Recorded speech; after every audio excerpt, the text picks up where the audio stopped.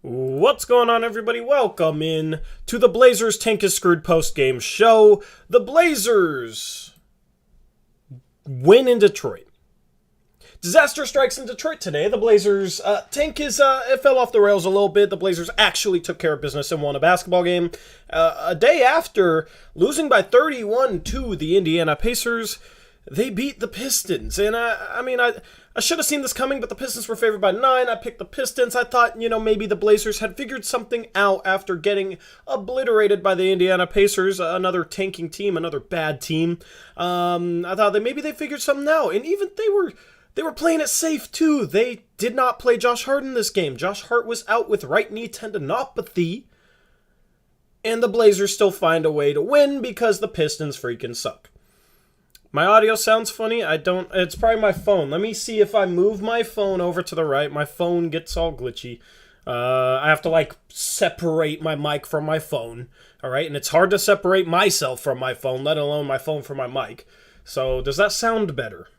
Hopefully that sounds better. We'll talk about this tanking disaster tonight. I'll look at the Tankathon standings. We had some good news across the league. So I got somebody saying I'm okay and somebody saying I'm a robot, but if it sounds fine, all right, cool. Just a slight echo. I don't know what that is, but hopefully we are good to go. Yeah, so I'm fine. Cool. I don't know what the deal was. Hopefully the audio's fine. But yeah, no Eric today, no Gabe. Chris Paul's coming back on Wednesday. Gabe wanted to drop a video on it, but I got Gabe making videos, so that's pretty cool. Eric's internet is very spotty. So, solo streaming it for now. Gabe would have joined us. He even watched this painful game. So props to Gabe. He was actually committed to watching this disaster of a basketball game just to be on the post-game show today, and then Suns news broke, so he's off doing his own thing, which is good for him and good for his channel. He's chasing 1,000 subs. Anyway, this game sucked from start to finish. This is the worst possible tanking game possible. Okay? When you want the Blazers to win, and they're down 20 all game, and then they make this heroic comeback to come back and tie it, maybe even take the lead, and then they still lose in the end. That's what this game felt like because I want them to lose. They were winning by 20 all game. Detroit comes rallying back, actually takes the lead, and then the Blazers still win. So, really tough situation. The other reason why this game just flat out sucked is the fact that it took almost 3 hours for this game to get completed. I think tip-off time was 4:10. It finished at 6:50 p.m. Pacific time, something like that. This game took forever. The reason it took forever, there was 90 free throws in this game from both teams combined. The Blazers shot 49 free throws. The Pistons shot 41 free throws. So not only was it, it's a game between two bad teams, a game that the Blazers needed to lose, and were blowing them out all game, and then they came back and the Blazers still won. That sucked. Not all of that. The free throws made this game almost unwatchable. You have the Blazers shooting 42% from the field, 29% from 3. The Pistons shoot 42% from the field and 27% from 3. You had 18 turnovers by the Pistons, 9 from the Trailblazers. Just an ugly basketball game that took way too long and was not the result that I wanted.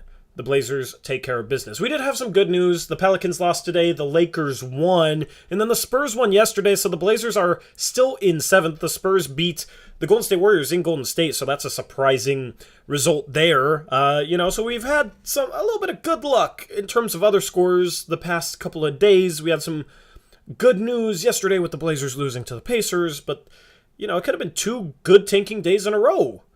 And that did not happen today. So, this is what I'm worried about with this easy schedule, is that the Blazers are going to win basketball games like this. Yes, Alex Wolf, 90 free throws. Where do I even start with this game, man? Shout out Jared Store, $5 dono. He says, Ella Tank really went to Ella Go in the worst possible game. Yeah, Ella B. Why? he had 16 points on 7 shots. And that included him going 4 for 7 from the free throw line, but he decided to hit a couple threes. He was 2 for 3 from 3. He had 3 steals, 2 assists, 8 boards, 16 points in 25 minutes. CJ Ellaby decided to have a good basketball game today, and that's not good news. Brandon Williams, 6 for 17 from the field. He didn't shoot well, but he got to the line 11 times and was 11 for 11. Here's my problem with this game, and I've said this on pretty much every post-game show. You guys are going to hear it once again, but the minutes distribution I still do not understand for a team that is trying to tank. And I understand that the players are going to play hard and try and win games. I understand that Chauncey's going to coach to win games, but you can do that while also giving guys developmental minutes. That'll be better for themselves in the long run, and it will be better for the Blazers in the short run because it will probably help them lose more games. But when you look at the minutes distribution in this game, Ben McLemore plays 31 minutes. Keon Johnson plays 14. Ben McLemore had 21 points in those 31 minutes, 5 for 12 from the three-point line, 7 for 16 from the field, including a rather savage dunk on Isaiah Stewart. Ben McLemore had himself a basketball game. Keon Johnson, on the other hand, 0 for 4 from the field, 0 for 3 from 3. It looked like Keon Johnson was finally starting to get some confidence, finally starting to build a little bit of a rhythm, and then he had a DNP last week. For no freaking reason, because this team is in tank mode. And since then, it seems like his rhythm, he hasn't played with the same confidence, the same level of rhythm. He hasn't played as well. Okay? Which, honestly, I guess is fine, because that's the thing. If he's struggling and you play him 31 minutes, the 31 minutes that you gave to Ben McLemore, the Blazers probably lose this game. But in losing that game, it's also 31 minutes, some extra time for Keon Johnson to develop. He should have been playing 30 minutes from the get-go, and if by a byproduct of that he ends up starting to play really well, then okay, maybe he raises his trade value for the offseason because he's showing flashes that he hasn't so far this season. You know, if we win a couple games because of that, but he raises his trade value, okay, cool. You'll take that. But I don't give a flying F about Ben McLemore's value as like an 8-year veteran who's going to be a free agent this year, probably isn't going to be back on the team next year. Like, cool, good for him, happy for him, had a great game, cool. Hope he's in the league next year, or maybe somewhere he likes playing overseas, whatever. You know what I mean? Wish the dude the best, right? But this organization needs to be playing Keon Johnson minutes to develop him, to help turn him into a better basketball player as soon as possible, and to potentially raise his trade value. And, 14 minutes, Ben McLemore plays 31. I'm kind of ticked off about that. Meanwhile, Greg Brown, 12 minutes. He had 8 points, so maybe playing him more wouldn't have helped us lose. He had 5 fouls, so I guess I can't complain about him. But he's been the other guy that's gotten kind of screwed in terms of not playing enough minutes. So it really just comes, honestly, the biggest, from the most frustrating thing about this game is the fact that the front office wants to lose. I think ownership wants to lose, right? Chauncey Billups wants to win. You understand that, but it's like they should be on the same page in terms of, okay, you're going to coach this team to try and win games. We want to develop a good culture. We want to develop a winning culture. But you should also be playing Keon Johnson 20, 30 minutes a game to help develop him for the long run, because that is where our vision is set. And if Chauncey Billups and the front office and ownership are on the same page, then Chauncey Billups should be able to see that vision and should be, okay, yeah, we're going to play Keon Johnson over Ben McLemore. He has a chance of being on the team next year. This season's kind of lost. Still going to try and win games, develop that culture, develop that winning mindset, but, we need to develop Keon Johnson. So the fact that Keon Johnson plays 14 minutes and Ben McLemore plays 31, and Ben McLemore was probably the best player on the court today for the Blazers outside of maybe CJ Ellaby. The Blazers win by 4. Brutal. You gotta tank better than that. You gotta develop your young players better than that. Screw even worrying about winning or losing games. Develop your young players. The young player that was your prized acquisition for both Norman Powell and Robert Covington. Two good, at least at the bare minimum, sixth-man caliber players. They've been starters. Like, they Robert Covington and Norman Powell. This goes back to the trade for me. The only useful assets you got back was Justice Winslow, who nobody wanted. Justice Winslow went 3 for 12 from the field today, 0 for 2 from 3. So he did his part trying to help the team lose. But Justice Winslow, who nobody wanted, had no value. A 2025 Detroit second-round pick. I know Detroit sucks now because they lost to this freaking team, but in 2025, they could be a playoff team. I wouldn't be surprised at all if that second-round pick is pretty much meaningless. You can buy second-round picks in the middle of the draft. That's how the Blazers got Greg Brown.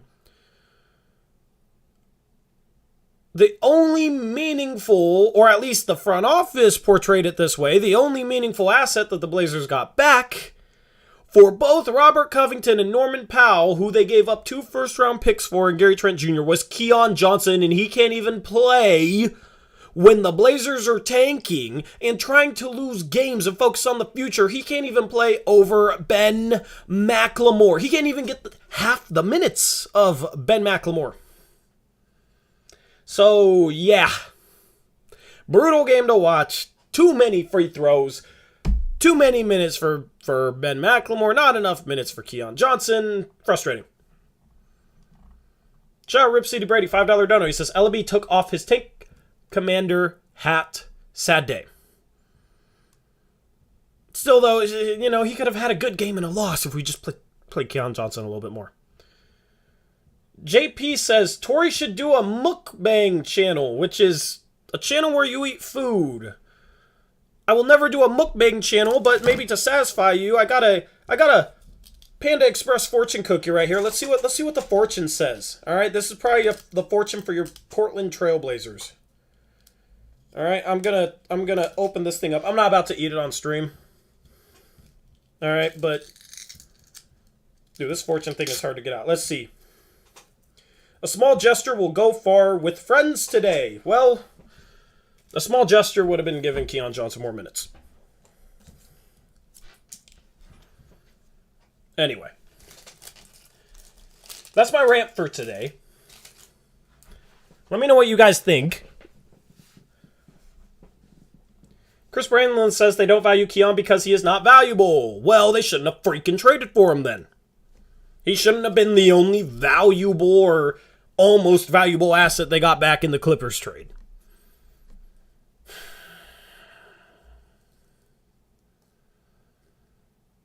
Sude says that's the new segment. Open up a Panda Express fortune cookie on every stream and then eat it for all the people that are into ASMR or mukbangs, all the weirdos out there that like that stuff.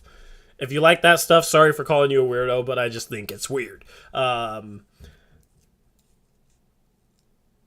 Yeah, I mean, I'm not trying to sit here and hammer home that was a horrible deal. It's just frustrating when it's like the front office, like I knew it was a horrible deal, but it's even more frustrating when the front office tries to pitch Keon Johnson as this like guy that they really wanted, and then they can't even play him in a season like this. It doesn't make any logical sense. So, I mean, we'll see. I'm hoping that in order, because Drew Eubanks' third 10-day contract runs out soon, and you can't bring him back on a fourth. So I'm hoping that in order to bring him back, they cut Ben McLemore and give Ben McLemore's minutes to Keon Johnson. And then if there's a little bit of extra minutes left over, give them to Elijah Hughes or even Keljin Blevins, who has earned it with the 2 threes he hit against the Los Angeles Lakers. Goated. But, yeah, I mean, I'm not trying to sit here and hate on Ben McLemore, you know what I mean? Like, he had a good game today. He's a solid player. Without him, we lose this game today. But that's the problem, is I want to lose this freaking game. I want to lose as many games as possible. So, yeah, that's the situation. We can look at Tankathon and do a Tankathon sim. Luckily, the Blazers picks didn't move either way, but yeah, let me just bring this up, man. I'm gonna get even more mad that we won this game. I gotta go to, yeah, let me Let me set this up. Let me get to the tankathon. All right. Tankathon time. All right. So, yeah, you know how Portland was only one game better than Sacramento and Indiana in the win column? They are now 2 games better than both of those teams. Both of those teams end up playing on Wednesday. So, if the Blazers hopefully lose on Wednesday, then they'll be 1 win out of 6th place. But if they lost today, they could have been tied in the win column with 6th place. Which, that's the thing, is we're gunning for 5th, all right? We don't want to fall to 8th. San Antonio actually won last night, so we could have been a game and a half clear of them, and they would have been 2 wins better than us. At that point, you know, we still play the Spurs 3 times, but at that point, you lose 2 or 3 against the Spurs, and you should not fall to 8th. At that point, you pretty much have 7th secured, just as long as you take care of business in a losing fashion against the San Antonio Spurs. That would have been nice. And then you're just looking at 5th and 6th, right? Obviously, we're paying attention to the New Orleans pick, but in terms of Portland's pick, I mean, we're gunning for 5th. We're gunning for 5th. Right now, we have 27 wins. Sacramento has 25 wins. We should have 26. I mean, I shouldn't say we should, because we did play the Pistons, but it'd be nice to have had 26 wins instead of 27. See, this is where, you know, that 4-game winning streak in February, it was fun, but this is where I really wish we didn't go on a 4-game winning streak then. Be nice to have 23 wins, you know what I mean? But shoulda, coulda, woulda, whatever. Here's the thing, though, is right now Portland's at 7th, 32% chance of the top 4. If they get up to 5th, they have a 42% chance of the top 4. Their percent chance at number 1 goes up to 7.5 to 10.5. The top odds are 52% chance of the top 4 and 14% chance at number 1. I would love to have 42% chance at top 4 and 10.5% chance at number 1. That's almost as good as the best odds of the worst teams in the league.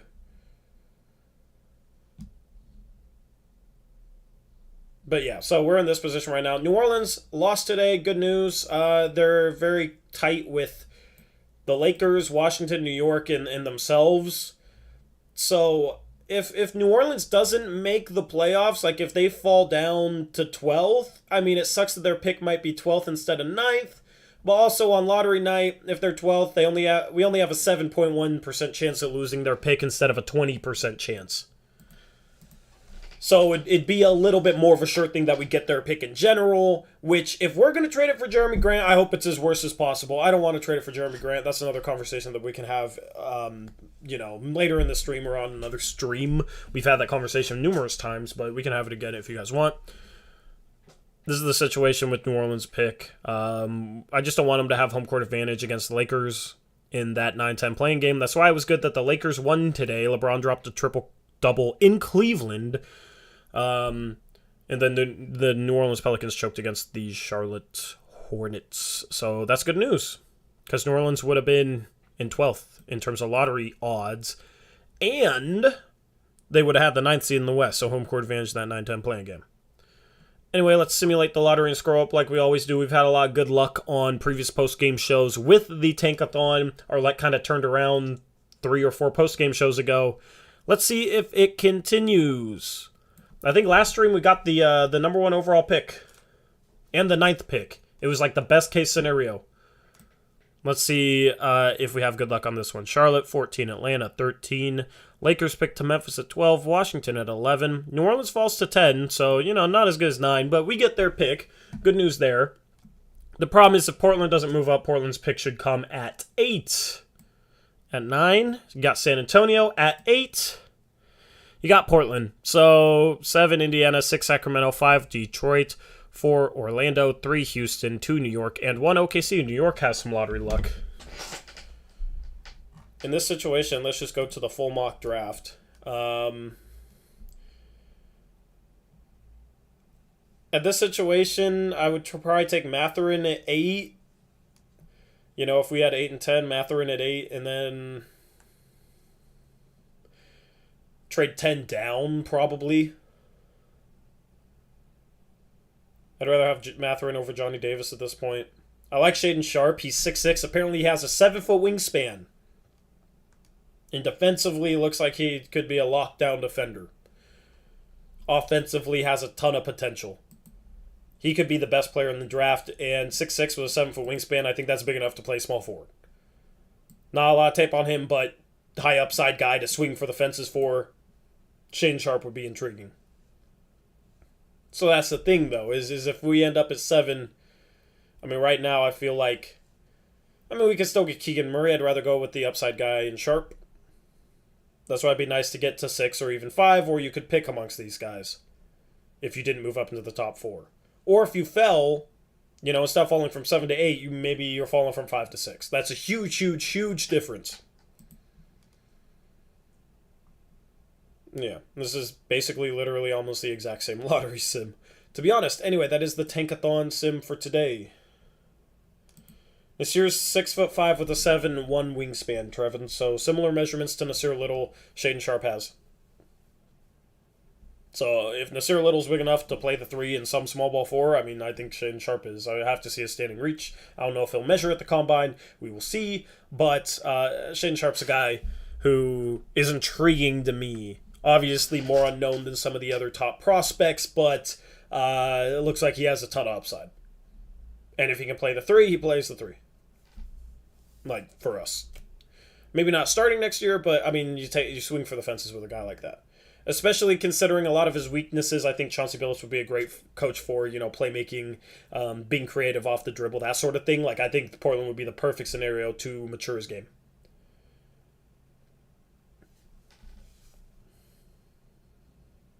Chet and Sharpe would be phenomenal. I don't think there's a way to get both. I think Sharpe goes between 5 and 7.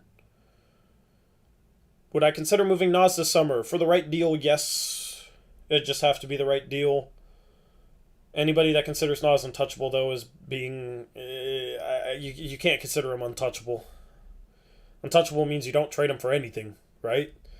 I'd trade Nas for Siakam.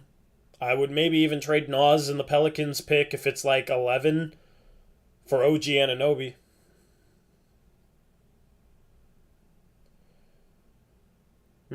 Keegan Murray's points per game is 23 points per game and 8 rebounds per game. Yeah. But here's the thing. Here's the thing with draft prospects. You have to try to analyze them not based on what you see in college, but based on how their game translates to the NBA, which can get tricky. But there's great college players whose games don't translate well to the NBA.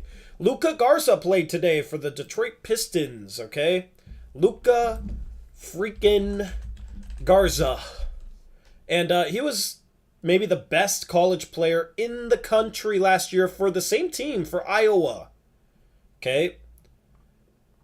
I saw Blazer fans ranting about Luca Garza. He got to the free throw line 11 times, so good for him. But, was he better than everybody on the court today? His game doesn't translate to the NBA. He's barely on the roster on a bad team. And last year, Luca Garza, let me look up his stats. Luca Garza last year averaged 24 points per game and 9 rebounds for Iowa. Now, Keegan Murray isn't Luca Garza. His game translates to the NBA noticeably better than Luca Garza's. But just because he averaged 23 points per game in college doesn't mean he's going to come into the NBA and do the same thing. Same thing with my guy Drew Timme, who I love. I don't think his game translates to the NBA, though. Great college player. Not a good NBA player. Certain guys' games are actually more suited for the NBA than they are for college. I think Chet could be one of those guys. Honestly, Jabari Smith should have the same success. Right now, he doesn't really get to the rim, doesn't do much off the dribble, but his three-point shot is lights out. It's going to remain the same in the NBA in my eyes for at least the first year or so. But maybe with more space, it's a little bit easier for him to drive. So you got to think about, when you analyze college prospects, you have to think about how their game translates from college to the NBA or from high school to the NBA. You got to think about how their game works in the NBA. Because here's the thing, a guy who in college plays like, I don't know, say like there's a DeMar DeRozan version in college, right? A guy who doesn't really shoot threes, doesn't really play defense, but like can control the game and dominate the game with the ball in his hands on the college level, right? But say he's not good enough to deserve being the number 1 or number 2 guy on an NBA team. That means he has to fit into a role and do other sort of things. If you have a player who dominated college, but all he can do is just be a guy who has the ball in his hands and makes everything happen and isn't good enough to earn that role in the NBA, what's their NBA role? So you got to think about how prospects translate. Jonathan Yu says, what are aspects for a college player that favor them to work well in the NBA? There are certain skills that are much more translatable to the NBA. One is like if you have good lateral quickness, I mean, that's good to have in the NBA because guys are quicker. If you catch and shoot threes, if you get your shot off in a quick enough fashion and shoot well on catch and shoot threes in college, that's one of the most translatable things to the NBA. If you have a good motor, get after rebounds, as like a 6'10 big, have athleticism, things like that translate pretty immediately. The hardest thing to judge is star scorers in college who don't have elite size or athleticism. Those are the hardest guys to judge how their game translates from college to the NBA. And that's kind of the feeling I get with Keegan Murray. He could end up being a star scorer. I don't really see it, but it's really hard to judge guys like that. And if guys don't have like elite size or elite athleticism, I'm looking for them to be really good handling the ball, know how to create angles, know how to use their body to create space. Think of like a Luca Doncic, how he'll drive slow, but he gets to his spots.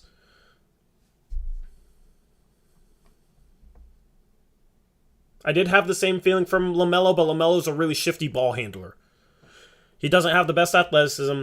I mean, he's 6'7" for a guy who's a point guard, I guess, so he has solid size there, but he's just really shifty and moves well with the ball, handles the ball well. So that's the other factor. But judging how well they move with the ball, if they're going to be able to create the same angles, the same shots in the NBA is really hard to judge. That's why it's hard to judge how scores like that in college translate from college to the NBA. So that's the struggle that I'm having with Keegan Murray. I don't think it applies as much to Mathurin, but Mathurin is more athletic. But it's not his like first step in just straightaway speed. I don't know if I consider him NBA, like a good NBA athlete in that regard. So that's the thing. You can have guys that jump high. I mean, look at Pat Connaughton, but off the dribble, he's not quick. So that's the thing when it comes to college players. It's such a nuanced conversation. Every prospect's unique. It's some you got to watch guys. And I'll admit when I haven't watched a guy enough. Do I like anyone in the 8 to 10 range? I mean, I like Mathurin. I'm just more nitpicky with prospects in that range. I'm more nitpicky because in that range, it's almost like you have a 50-50 chance of getting a guy who's just going to be a bench player his entire career compared to getting a guy who's going to end up being a starter. Starting at like 10 down to 20. And a lot of prospects in that range are relatively similar. So in order to try and kind of pick and choose which ones I believe in, you have to nitpick them because they're all really, really good players. That's why they're going from 10 to 20 in the draft. That's why I nitpick guys like that. Guys in that sort of range. But like, let's go back to the 2015 NBA draft. I forget who was taken from 10 to 20 in this draft, but maybe this will kind of illustrate things, all right? Starting at 10, going down to 20, okay? Justice Winslow, Miles Turner, Trey Lyles, Devin Booker, Cam Payne, Kelly Oubre Jr., Terry Rozier, Rashad Vaughn, Sam Decker, Jerian Grant, DeLon Wright. So it was 11 players from 10 to 20. Out of those guys, the only starters are Miles Turner, Devin Booker, Kelly Oubre, and Terry Rozier. So from 10 to 20, 11 picks. You had 4 starters in 2015. Let's go to 2014. Okay, we'll go. I mean, let's start at 8. Let's start at 8 because you asked 8 to 10. Let's go 8 to 20. All right, that'll be Or let's go 8 to 19. That'll be 12 picks, all right? And we'll see how many starters in 2014 from 8 to 19. All right, starting at 8. Nick Stauskas, Noah Vonleh, Elfrid Payton, Doug McDermott, Dario Saric, Zach LaVine, TJ Warren, Adrian Payne, your own Yusuf Nurkic, James Young, Tyler Ennis, and Gary Harris. The only surefire starters is Zach LaVine and Yusuf Nurkic. TJ Warren's like a good sixth man. Doug McDermott is 2. Gary Harris is kind of in that range too. But that's only 5 rotation players. I mean, Saric, I guess, was a rotation player as well, but you got guys like at 8, Nick Stauskas, at 9, Noah Vonleh, at 10, Elfrid Payton, at 15, Adrian Payne, at 17, James Young, at 18, Tyler Ennis. Like, it's just a crapshoot in that range in pretty much every draft. So that's why I'm nitpicky with guys in that range.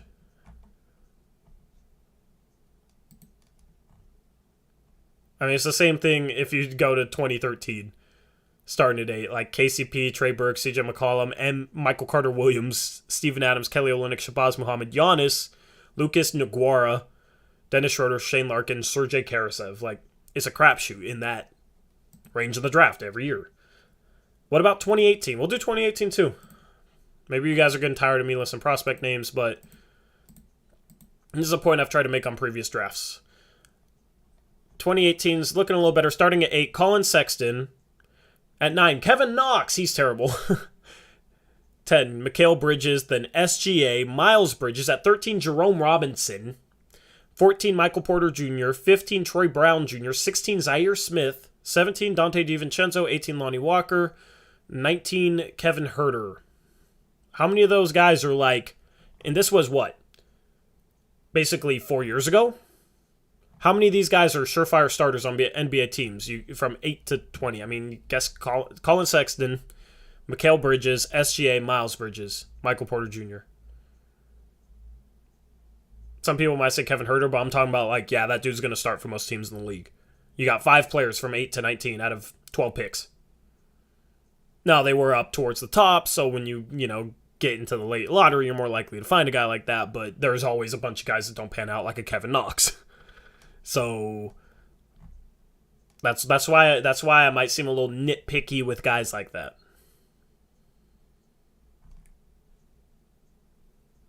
Hopefully that makes sense. As far as Ousmane Dieng goes, I haven't really watched anything at all about him, but international prospects always intrigue me. So that's why I sit here and nitpick guys like Keegan Murray. Randy Wynn says, do you think we're all like overvaluing or over-evaluating? Do you think we're all like, I think you meant overvaluing? Oh no, that's how you spell it. I don't know. I can't English right now. Randy Wynn says, do you think we're all overvaluing this year's draft class because we're more invested and it's important for the Blazers this year than past years? If you meant over-evaluating, there's no such thing. Overvaluing, I feel like this draft class is starting to get slightly overvalued from like 7 to 16, 17. Like, I've seen so many people freak out about Keegan Murray being a future star and Mathurin being a future star, and I can't have that sort of confidence in those guys as other people do. And it probably comes off as me being more nitpicky, but I just tried to explain why I'm more nitpicky with guys like that. Spencer Grant asks, how much is it just about fit versus how much is it about those players just not being as good as expected? I mean, both matter. Both absolutely matter. Fit definitely matters. I mean, Mo Bamba goes somewhere else, and he's probably a better player right now, but he ended up in Orlando behind Vucevic for years. So, yeah, it definitely matters where you go, but, I mean, some guys' games just don't translate. I don't think Kevin Knox would be a good NBA player if he went somewhere else other than New York.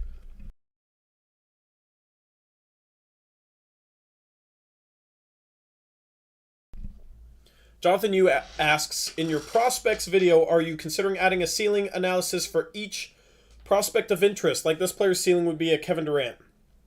I could do that. Maybe not in terms of comparison, but like, realistic ceiling for certain guys. I see this guy as like a top 10 player in the league someday, a top 20 player, you know, a fringe all-star, a good starter. And obviously, like, Nikola Jokic was drafted in the second round years ago, and for him, I wouldn't have said his ceiling is MVP. I would try and word it in a way where it's like, these players could always surpass this, but like most confident in their ceiling being this, or portray it some way, because players can always exceed their ceilings. Look at Pascal Siakam, was the 27th pick and was considered a reach when he was taken 27th by Toronto back in the day, and nobody thought he would have become this. And maybe there was a guy or two out there that thought he would become this, but most would have said his ceiling is lower than it. So I'd have to figure out a way to portray that, but I will do prospect videos this offseason, focusing on individual prospects. I will have a lot of draft content coming up this offseason for you guys. I'll try and make it as watchable and kind of streamlined as possible while giving you guys good in-depth analysis or opinions on them.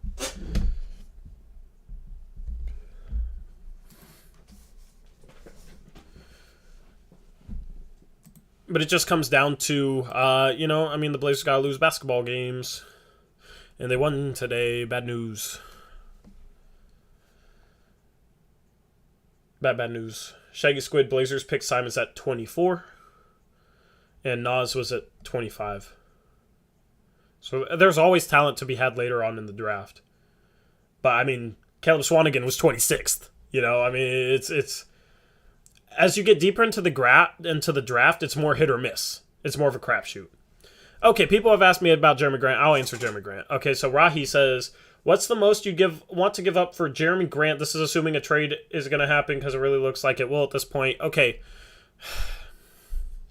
Stop. Don't buy in too much to rumors. Please.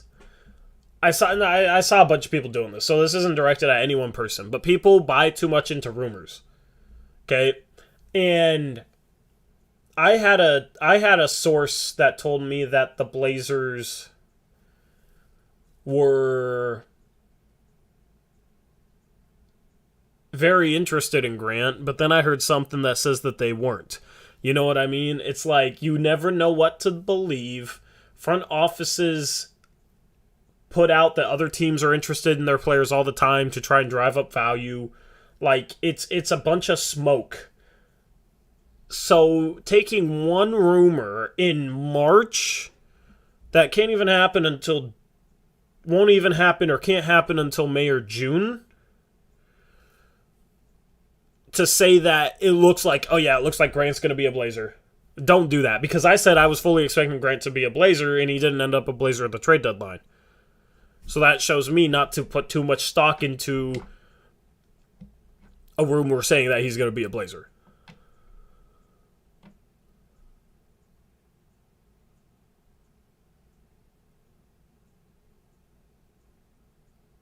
I don't know why that would come out now. That's a good point, Michael Keefe. I don't know why that would come out now. Like, it's March. It's just a weird situation. But as far as what I'd want to give up for Jeremy Grant, I really don't want to give up anything for Jeremy Grant. Here's the thing with Jeremy Grant, man, is people act like, oh, I mean, did you see what he did in Denver? He'd be great on our team. But Jeremy Grant doesn't want to be the player that he was in Denver. He wants to be the player that he was in Detroit. He wants to play for a team like Detroit, which is a bad team, because he wants to put up his numbers and he wants to get the biggest payday possible. And the only way that's going to happen is if he's putting up good numbers on a bad team like Detroit.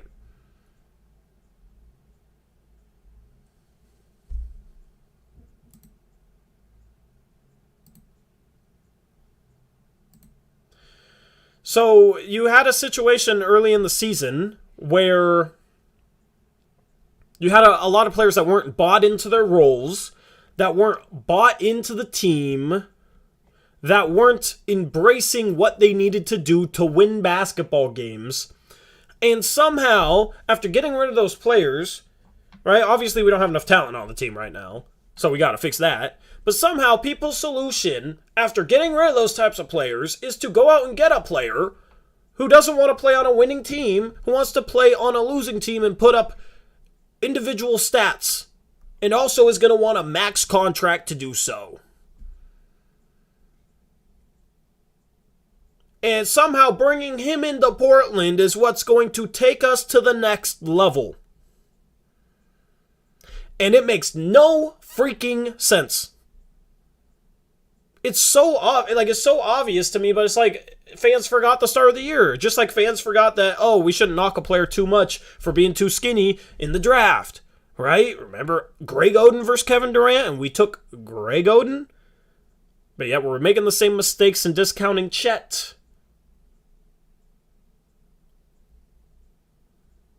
It's just like, I don't understand, man. It's Jeremy Grant is not the answer. Okay, now if you want Jeremy Grant, like, I'm not trying to, attack your opinion or anything. I just don't understand it.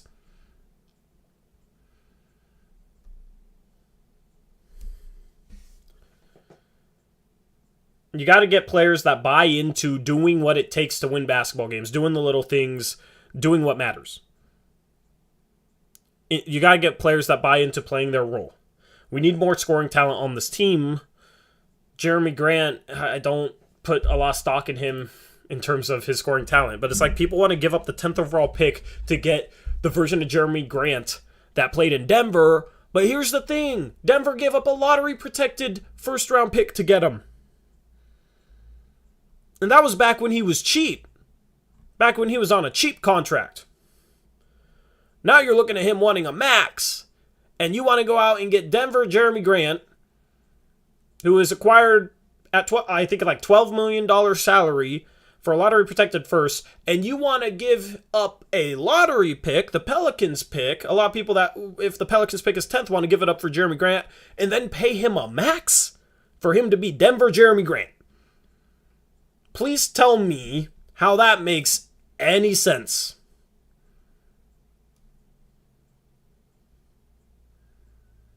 And if people say they want Detroit Jeremy Grant, then I don't think they've actually watched him in Detroit.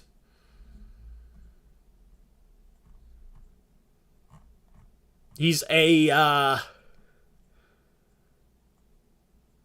slightly inefficient volume shooter who doesn't do anything else well.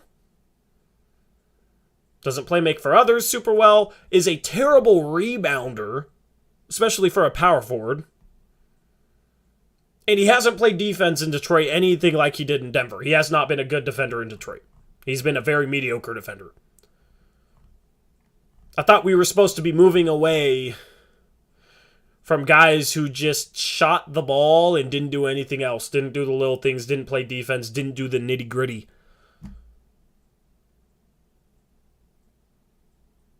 Like, I do not want Jeremy Grant on this basketball team. I want him less than I wanted him at the trade deadline. I didn't want him at the trade deadline. I want him even less now. I've thought myself into wanting, like, I've thought myself to the point where I don't even think I'd give up a second-round draft pick for him. Because the only way that makes sense is if you're going to pay him a max, and I don't want to pay that dude a max contract. And that's what that dude's going to want, and some stupid team is probably out there and is going to give it to him. He's the opposite of the type of players we need. We need talented players, but we need them in the right mold, and he's the wrong mold.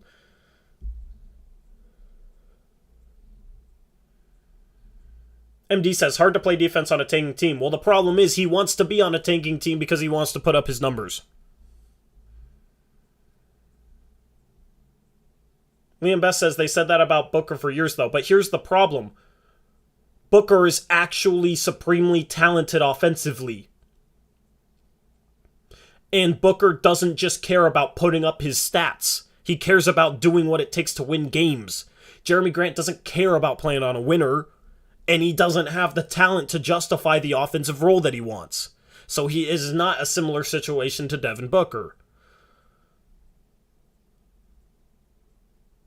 And if anybody's saying, oh, well, we have no other options, you don't make a trade just for the sake of making a trade, even though it's obviously not the right solution or the right deal. Because you never know what trades might come available in the offseason if you just say, okay, Dan, we're just going to get Jeremy Grant. That's our plan. without gauging at what else is out there. And then here's the thing. You don't know what's available at the trade deadline next year. You don't go out and make a desperation trade to bring in a guy like that. At that point, you just gamble with the 10th overall pick. Maybe a guy like Mathurin is still available, and you see what he can become. There's been players in the late lottery that's helped teams win basketball games day one. At the level, even a higher level, than I think Jeremy Grant would help this team win basketball games next year. There's probably rookies in this draft who have more of a positive impact on winning meaningful basketball games next year than Jeremy Grant. I don't know exactly who they are. You know, obviously at the top of the draft, there are guys that'll do that day one. But from 10 on down, 10, 11, 12, I don't know which exact players they will be, but there's going to be some. I'd rather take a risk on getting one of those players, and even if they're not Jeremy Grant, at least you have them under contract for 4 years at like $4 to $6 million a year, instead of paying Jeremy Grant a max contract. And hopefully those players would embrace playing defense, embrace their role, and fill that to the best of their ability compared to a guy who didn't want to and didn't really care about winning.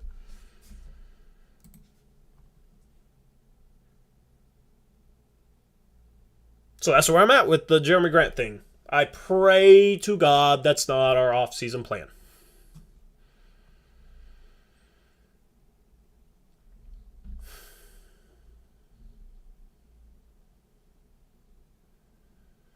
Shaggy Squid says Grant wanted to go to Detroit to show what he could do, which Denver wasn't allowing him to show. What if he is fine in Portland now that he knows he won't be a role player? But that's the thing, he should be a role player in Portland. That dude is not good enough to give him anywhere near the touches per game that he gets in Detroit. When you have Anthony Simons, Damian Lillard, Yusuf Nurkic on the court. Potentially a top draft pick as well. So he would the only way he works is if he goes back to being a role player. But even then, the acquisition cost for said role player is far too high to justify it.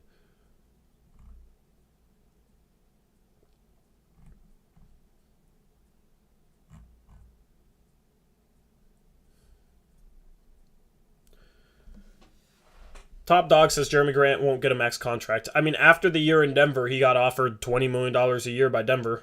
They were willing to overpay. And he went to Detroit. So if somehow his stock is even higher now than it was in Denver, which apparently it is because you got fan bases that want to give up a lottery pick for him, then he should end up making more than $20 million, which would be getting towards a max. Shout Christian, $5 dono. Appreciate you, Christian. He says Denver literally offered Grant the same contract that the Pistons offered him, but he declined because he wanted to put up stats. L mentality to have. I mean, I respect him wanting to go to, I respect it. Like, if he wanted to go and be the number one option on a team and didn't really care to win, okay, cool. If that's what you want, cool. I can respect that. I just don't want that on my team when my team's trying to contend. Or my team's trying to take a step that they never have before in terms of winning meaningful basketball games, because that doesn't fit.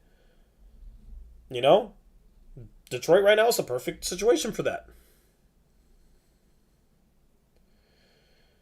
Chief and Blazer says, Tori, just admit you're a Grant hater. See, I've laid out just very thorough, in-depth logic on this situation. And some people, I don't know if you can't grasp it or understand the reasoning behind it or understand what I'm saying to you.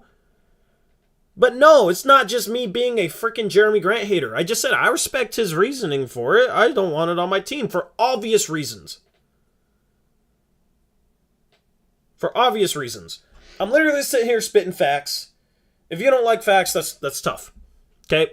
If you like people that just sit there and say, yeah, let's trade the 10th overall pick for Jeremy Grant because, I don't recognize these prospect names because I don't watch college basketball, so they definitely wouldn't help us out next year. But Jeremy Grant, he's a big name. Let's get him. If If that's the type of analysis you want, that is that surface level and isn't actually thinking about things, then go to your other channel that you probably watch. Completely fine by me, man. But don't sit here and call me a hater when I've literally just been sitting here explaining this stuff to you. I mean, you can argue what I've said, but argue what I've said. Don't just sit here and call me a hater. Say you disagree with this or disagree with that, and here's why. Because that's a conversation. Sitting here and saying you're a hater, that's not a conversation. That's just A, trolling, B, dumb. You're dissing yourself, bro. Anyway. Max the Lakers fan said, Blazers Uprise, you guys were right. Taylor Horton Tucker is garbage. He got a DNP today. Yep. I mean, yeah. You guys, yeah. 26% from 3. Hey, he's above 40% for the field, so good for him. Sorry, Max the Lakers fan, that he's not the trade chip that a lot of your fan base, thinks he is.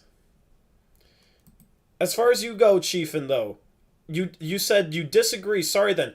What do you disagree with and why? Like, have a conversation, man. That's the thing, is I get people saying, oh, you don't embrace others' points of view, but it's people that come in here and say, oh, you're just a hater, or don't actually explain why they disagree. And if they do, it's like, doesn't have anything to do with what I've said and is on some completely different other tangent. It's God, what do you call it?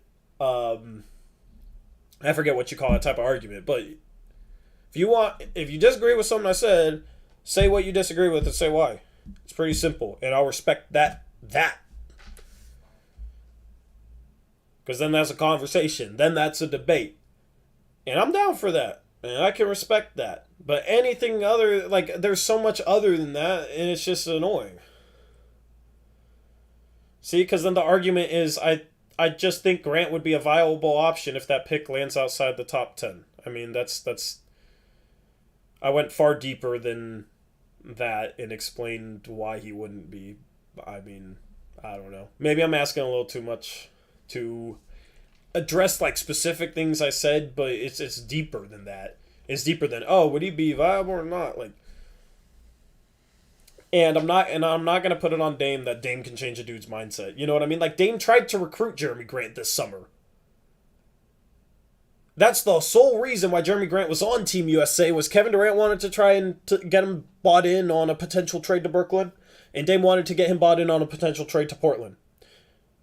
And he didn't change his mind. So if Dame couldn't change his mindset then, what makes people think he could change his mindset now? But some people use Jeremy Grant being on Team USA to justify trading for him, which is ridiculous. Top Dog, you are a moron. God, dude, nobody's even freaking talking about Chet. Get your terrible Chet opinion out of my chat. Please. He will have a Nurkic-type leg fracture his first season because he's too skinny. Are you freaking kidding me? You're a moron. You're getting... See, like, that type of stuff? Permaban. Get out of here with that crap. That's ridiculous. Screw off. Anyway, we're feisty today with no Eric. Hopefully you guys are entertained. I will not play around with that type of message.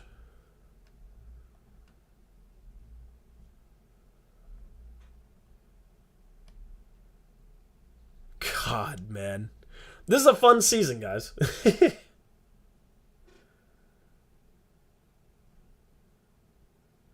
Sude says y'all are going to make Tori lose his mind. I mean, I'm kind of getting there, but I know you guys like me ranting. You know, and I've been the past couple streams have been very, like, laid back and just kind of whatever. So I figured without Eric, maybe you guys wanted me to rant a little bit. But also, it's very easy to rant about some of the stuff that I've seen in the past couple of days. Sonny C says, chill, Tory, we ain't getting Grant. If Cronin wasn't willing to give up 2 first-round picks, he's going to change his mind in the next coming months. I don't understand what you're saying, but I mean, people asked me about the possibility of getting Grant, and people think we're getting Grant, so that's what I'm addressing.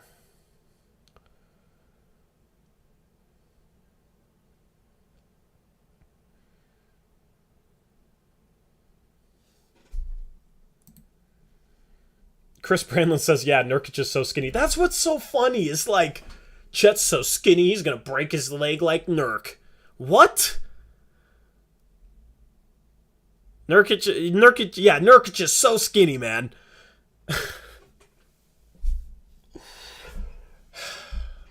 I just want people to try and be better as basketball fans. You know what I mean? Like, too much to ask for, man. Instead, we get takes like that. That being skinny equals you're gonna break your leg like the dude who's absolutely not skinny. Oh, what? I don't know, man. Cole Slauson says, skinny trees bend, big trees break. Like, yeah, you know what I mean? It's just, we got a bunch of people that think they know more than NBA scouts because they are geniuses of anatomy, apparently.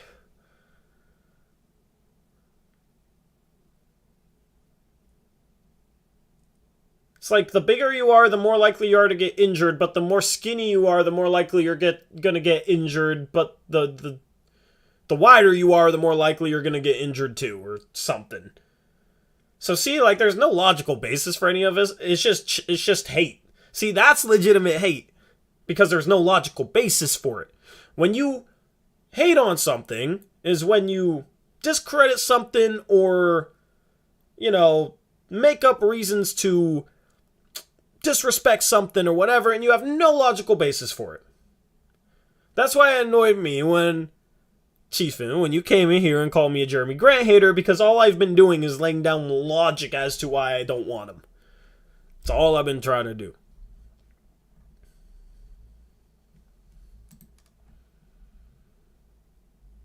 Anyway. We're going to be live again on Wednesday, postgame show. Eric probably won't be back for that one. He might be back. He probably won't be back for Thursdays. 2 streams. Do we have 2 streams on Thursday? I don't know. Let's look at the schedule ahead for the Portland Trail Blazers. I'll just read it off, I guess. It doesn't look good. Okay, there's no game on Thursday. They play Wednesday, March 23rd against San Antonio. That's a must-lose game at home. If I bought tickets to that game, I would be chanting defense when the Blazers were on offense, because I want what's best for the Blazers in the end, not right now. So San Antonio on Wednesday, Houston on Friday and Saturday. So we've just beat Detroit. I mean, Houston's kind of in the same boat. And then on Monday, OKC, who lost by... Oh, wow, they only lost by 9. It was a ho-hum picks against the spread day for me, I guess. Dallas is up 5 now on Minnesota with 30 seconds left. So, I mean, that game doesn't pertain to us. But the Blazers, this is that stretch.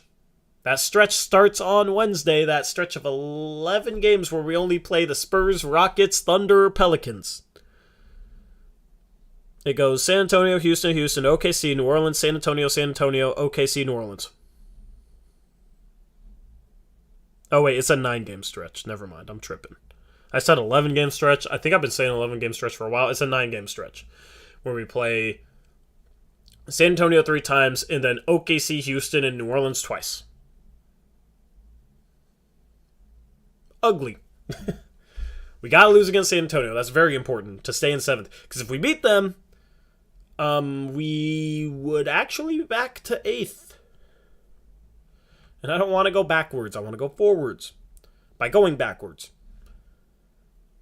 So yeah, we'll have a post-game stream on Wednesday, then Blazers Uprise Live on Thursday. I don't think Eric will be there for that. I don't know if he's in chat. Let him know, Eric. And then Friday, Eric will be back for the Rockets, just in time for a beautiful game between the Portland Trail Blazers and the Houston Rockets. That'll be fun.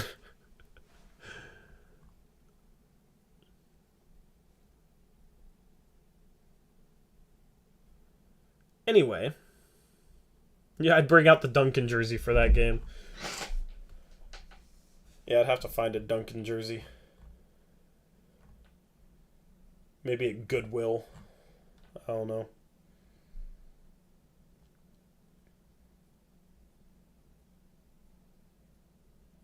Trevin says Greg Oden got injured. That's how you know Chet will get injured for being too skinny. Yeah, man.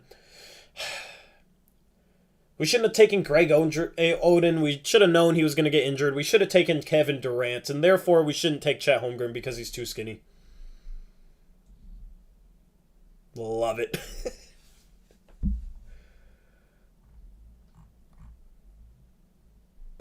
CJ points prediction on the 30th. 47.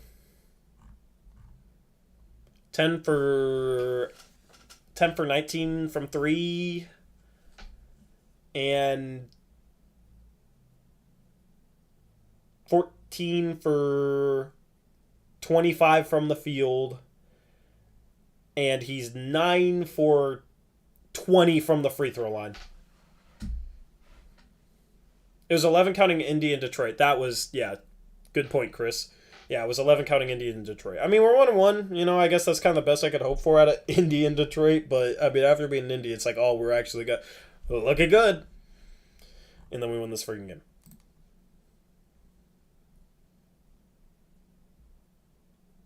I was rooting very hard against this is the hardest I've rooted against the Blazers ever. Go Hawks says he didn't know Timmy was nice like that. See, Timmy's a great college basketball player. He can take over a game. He's nice. That's why Gonzaga is really good.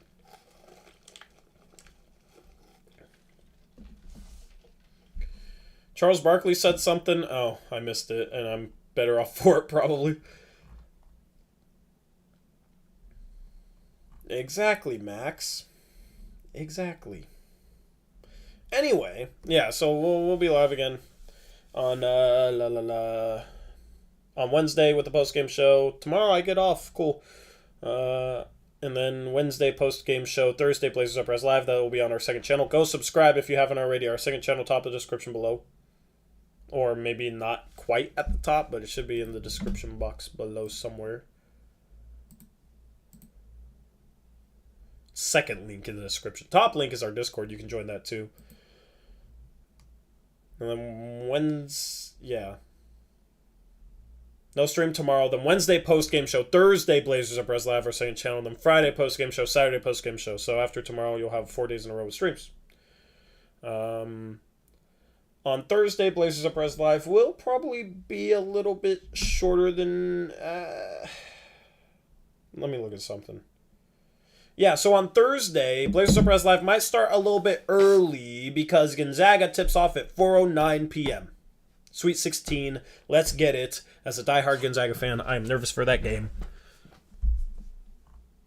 I root for Gonzaga pretty much just as hard as I root for the Blazers. So, yeah, nervous.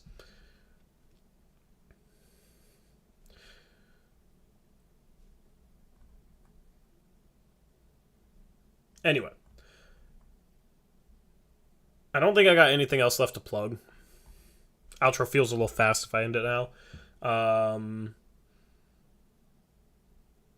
But yeah, you know, we'll be live again on Wednesday. If you had any questions I didn't answer, I will try and do a mailbag next Monday as well. Eric will have a video coming out this week that we'll finish editing soon. Since we have no streams tomorrow, I'll finish editing it tonight, upload it tomorrow. One final question. What makes you such a Gonzaga fan anyway? Did you go there? I mean, Gonzaga's from Spokane, Washington, so it's kind of a local team. My grandfather was a huge Gonzaga fan. I remember watching Gonzaga games with him growing up back when Adam Morrison played there. And that was when we watched a little bit of Washington basketball when Brandon Roy was there as well. And some Washington State. He was a big Washington State fan. So watched Washington State when Clay was there. But yeah, I'm a fringe Husky fan. I don't know. Like when they do well, I'll root for them. But like when Portland State does well, I'll root for them too. You know, when Seattle University does well, I'll root for them too. If Portland did well, Portland Pilots did well, I'd root for them against everybody but Gonzaga. I'll root for the local teams, but Gonzaga, I'm a diehard Gonzaga fan. 42 Tribes, you're an Arkansas fan?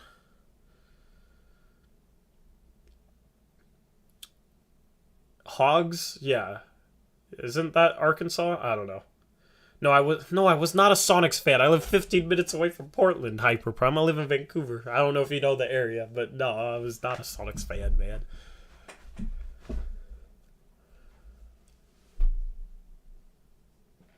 I don't even really remember the Sonics being anything, to be honest.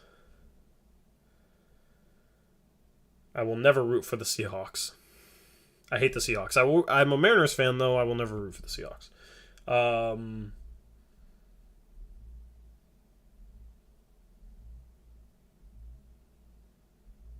Anyway, there's something else I was going to say, but I forget.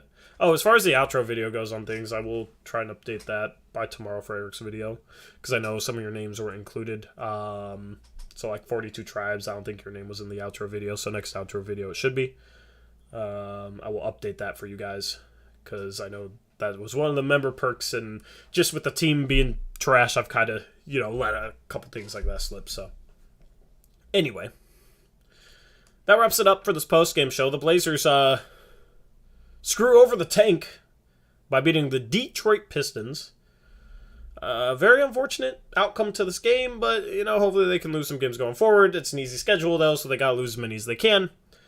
Thank you to everybody who tuned in and made me a part of your Monday night. Still going to be without Eric until probably Friday. So solo streams, we'll get Gabe on here when we can, just to, entertain us. Tankathon I did at the start of the stream. It didn't go well. We can end off the stream with one more Tankathon as part of the outro. I am down for that. Are we ending off the stream on a good note or a bad note? I am not sure. But, yeah, so. Pelicans at 9. Portland at 8. Not a good note. Nope, not a good note. Shouldn't have done it. Anyway, that wraps things up for this post-game show. Have a good rest of your Monday. Have a good Tuesday. I'll catch you guys on Wednesday with another one. Until next time, as always, peace out. Go Blazers.